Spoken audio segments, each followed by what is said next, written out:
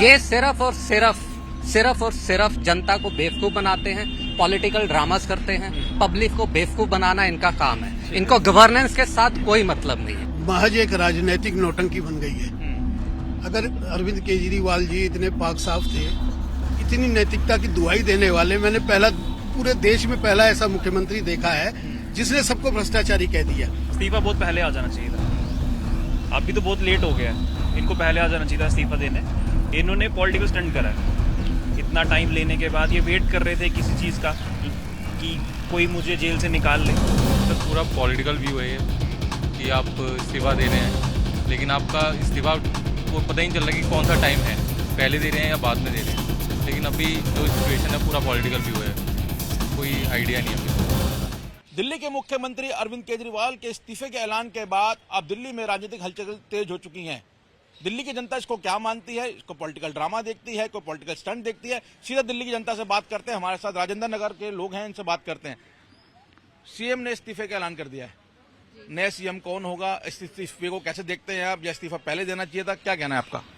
CM को पहले देना चाहिए था जब जेल के अंदर थे, क्योंकि जेल के अंदर से आप सरकार नहीं चला सकते। अब आपके पास हाथ में कुछ है नहीं, तो अब आपका ये नया कार्ड है जी, मैं इस्तीफा दे रहा हूँ। सिंपैथी लेनी बंद करो।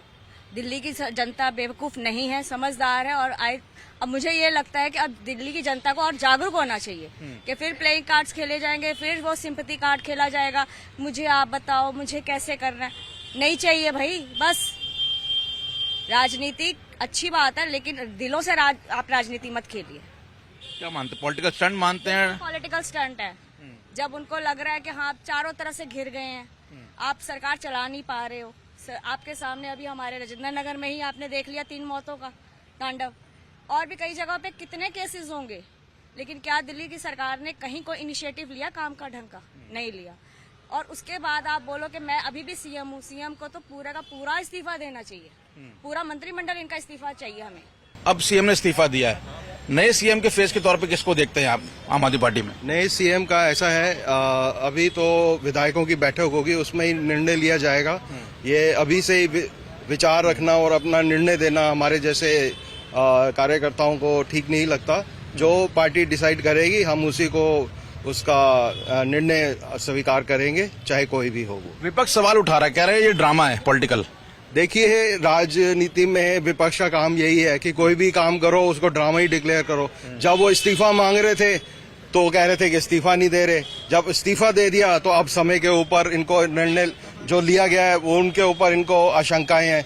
अब मेरे को ये समझ नहीं आती कि इस्तीफा देना चाहिए कि नहीं देना चाहिए। जब देते हैं तब ये बोलते हैं, जब नहीं देते तब भी बोलते हैं। तो अब तो इनका यही काम रह गया कि कुछ भी काम हो आम आदमी पार्टी का उसको बुरा भला ही कहना, यही इनकी राजनीति। मगर जब सीएम ने इस्तीफा नहीं दिया जेल के अंदर से, कई फाइलें ठप रही, कई डिपार्टमेंट ठप हो गए, उसमें कैसे देखते हैं? उस दौरान जो इस्तीफा मांगा जा रहा था, देखिए वो जेल में रहे 177 दिन तक, मैं मानता हूं, लेकिन उससे पहले तो वही सीएम थे, तब भी उनको काम नहीं करने दिया जा रहा था एलजी के द्वारा।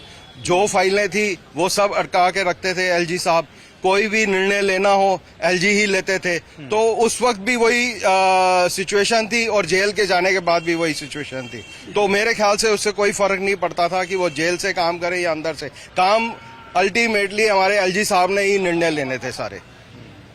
सीएम का कोई रोल नहीं है? सीएम का रोल है, लेकिन उनको काम तो करने दिया जाए ना। जब ट्रांसफर पोस्टिंग इनके हाथ में नहीं है, कोई स्कीम इनके हाथ में नहीं है, तो आदमी कैसे काम करेगा? आप खुद बताइए। जब एक सीएम हो के जिसको पहली बार 68 सीटें मिली, फिर 62 सीटें मिली, अगर उनको ही काम नहीं करने दिया जाएगा तो आप क्या सोचते हैं कि जब कोएलिशन की कोई गवर्नमेंट सरकार बन जाएगी तो उनको काम करने दिया जाएगा? ये चाहते हैं कि हमारी बीजेपी की सरकार के कोई मुख्यमंत्री बने और एलजी के साथ उनकी बनी रहेगी तो काम होते रहेंगे। इनका बस यही विचार है मेरे हिसाब से। कोई यूथ हमारे साथ हैं, इनसे जानने की कोशिश करते हैं, इनकी राय जानते हैं।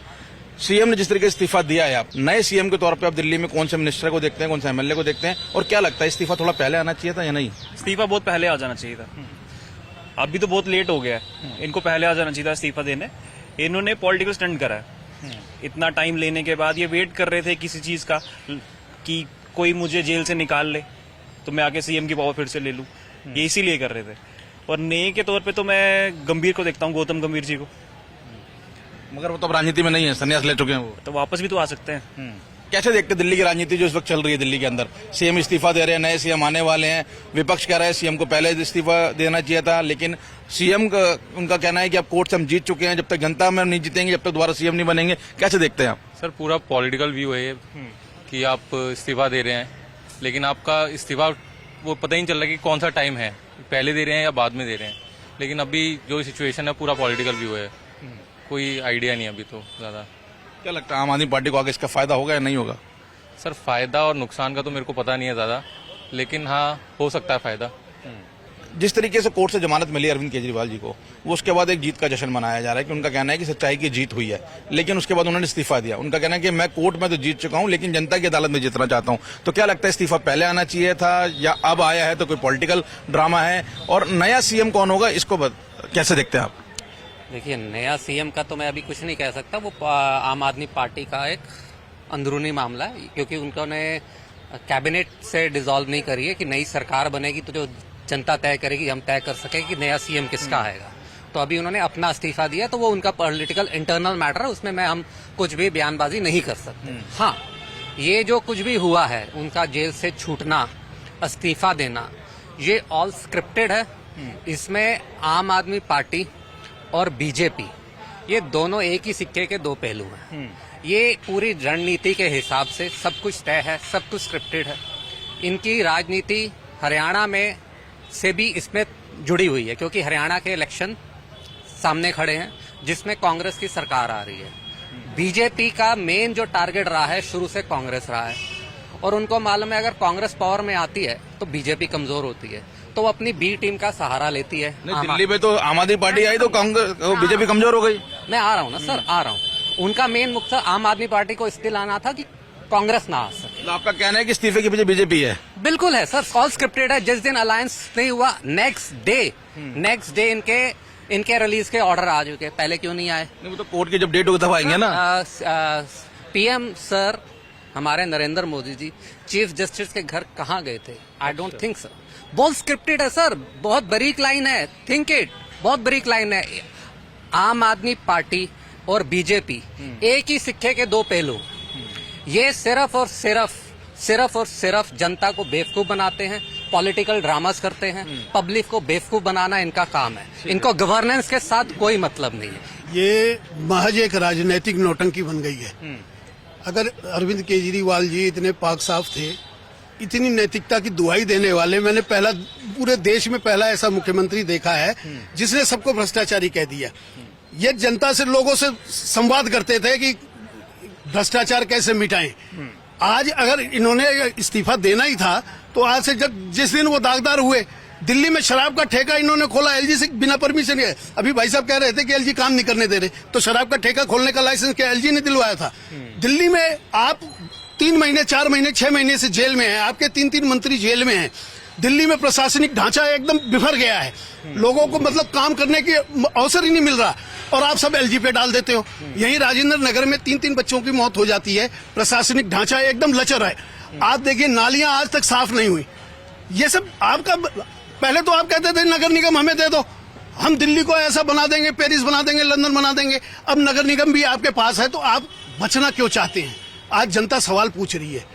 सबसे बड़ा सवाल है नया मुख्यमंत्री कौन होगा? कैसे देखिए, ये उनका आंतरिक मामला है, किसको बनाते हैं। अरविंद केजरीवाल जी किसी को भी उठा के बना सकते हैं, जिनको प्रशासनिक अनुभव ना हो उनको भी बना सकते हैं, क्योंकि ये आंदोलन की राजनीति से आए हैं। इन्होंने एक नए तरह का देश में एक ऐसा माहौल बनाया कि हम एक नए तरह की राजनीति करते हैं। ये किसी को भी उठा के बना देंगे, हो सकता है अपनी धर्मपत्नी को बना दें। सबसे ज्यादा चांस तो यही है, क्योंकि वहां पहले ये कहते थे जनता संवाद करेंगे, लोगों से पूछेंगे, लोगों के बीच जाएंगे। अब अरविंद केजरीवाल जी राजनीतिक नोटिंग कर रहे हैं, महज 2 दिन का टाइम। अरे 6 महीने पहले आप इस्तीफा दे देते जेल जाने के पहले, तो आप एक नैतिकता, एक मतलब लोगों के बीच एक आदर्श प्रस्तुत करते। लेकिन आज तो वो है नहीं। आप चाहते हैं कि सिंपैथी मिले, लोगों से पूछेंगे, लोगों के बीच जाएंगे, ये करेंगे, वो करेंगे। ये नाटक तो ये जनता को गुमराह करने का काम है। बस जनता को गुमराह करना, सिंपैथी ले रहे हैं। सिंपैथी नहीं है। जैसे कि 2020 में अरविंद केजरीवाल जी ने कहा था कि अगर मैंने काम किए हैं तो मेरे को वोट दीजिएगा। इस बार एजेंडा वही है, अब ईमानदारी का है। अब वो कहते हैं कि जब तक मेरी जनता मेरे को ईमानदार नहीं कहेगी, मैं मुख्यमंत्री नहीं बनूंगा। सीधी सी बात है, इलेक्शन आने वाले हैं, चुनाव नजदीक है। अगर हमारी जनता अरविंद केजरीवाल को चाहती है और ईमानदार समझती है तो इस बारी मेरे ख्याल से 62 नहीं 68 नहीं 70 की 70 सीटें इस बारी आम आदमी पार्टी को आने वाली हैं। ये बहुत अच्छी तरह ये बीजेपी वाले जान लें, कांग्रेस वाले जान लें, जितनी मेहनत करनी है, जितना बुरा भला कहना है अरविंद जी को कह सकते हैं, उनका पूरा हक है क्योंकि वो अपोजिशन में है।